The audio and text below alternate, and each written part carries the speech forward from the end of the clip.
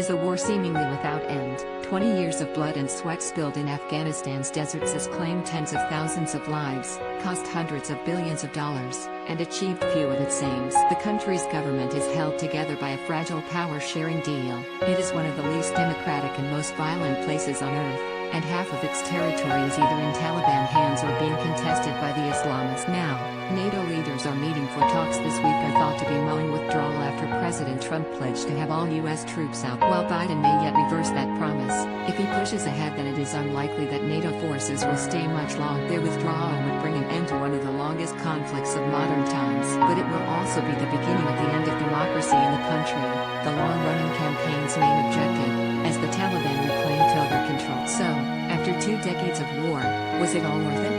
MailOnline examines the human cost. The US invaded Afghanistan in October 2001 on a counter-terrorism mission, seeking to capture or kill the al-Qaeda leaders who orchestrated the 9/11 terror attack, and to displace the Taliban government which sheltered the group. NATO was not far behind, arriving in the country 2 months later with a mission to secure Kabul province so the new government could be. But the objectives quickly changed. A new goal to rebuild Afghanistan as a stable and democratic country within the Middle East emerged, and the war dragged on. Military operations expanded to fit.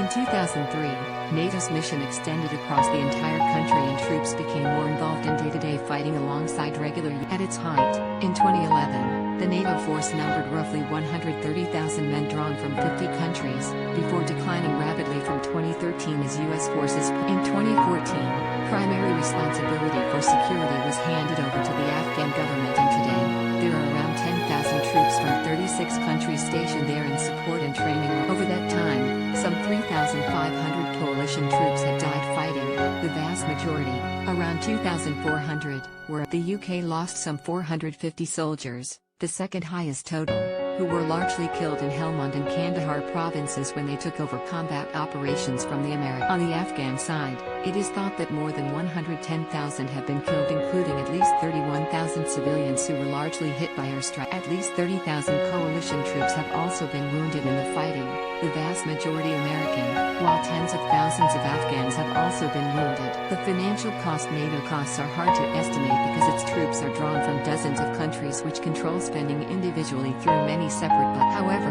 the respected Stockholm International Peace Research Institute previously estimated that combined US and NATO combat costs in Afghanistan from 2001 and 2012 totaled around $725. The researchers from the Development Initiatives Foundation then used that data to estimate that each soldier posted in Afghanistan costs roughly $450,000. Using that estimate along with average NATO troop figures between 2013 and last year, it is possible to arrive in a total estimate for NATO combat operations of around $825 billion over the course. However, this figure is likely to be an underestimate as it only covers boots on the ground, without factoring in aid donations and money spent on the rebuild. NATO countries separately fund Afghan security forces to the tune of several $billion each year, with $3-4 billion contributed in 2020 to 21. On the US side, estimates published by the New York Times in 2019 put costs at well over $2 trillion. Some researchers have gone further, with one paper from Brown University suggesting the true sum is closer to $6 trillion. What has it achieved?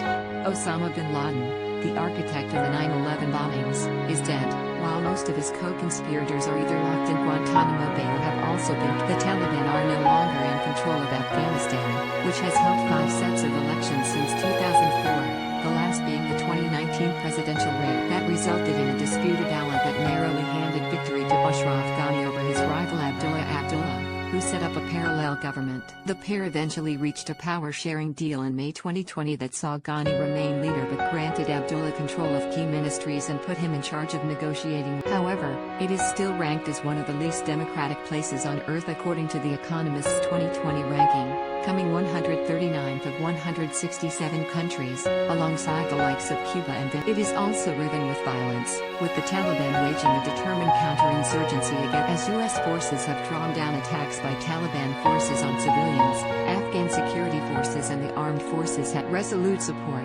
NATO's mission in Afghanistan reported 2,586 civilian casualties from October 1st to December 31st last year, with 810 killed and 1,770 attacks in northern Baghlan and southern Uruzgan provinces over 2 days in December last year killed at least 19 members of the Afghan security force.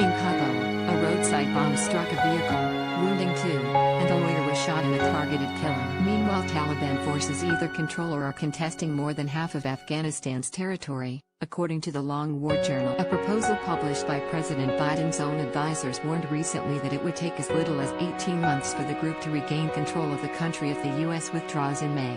As sketched, we believe a U.S. withdrawal will provide terrorists an opportunity to reconstitute, and that reconstitution will take place within about 18 to 36 months, said Marine Gen. Joseph Dunford, a chairman of the Joint Chiefs of Staff under Trump. They have recommended keeping U.S. troops in the country until peace talks, which are supposed to be taking place between the Afghan government and Taliban, reach an but with talks effectively stalled, there is no guarantee that an acceptable result will come soon, if ever.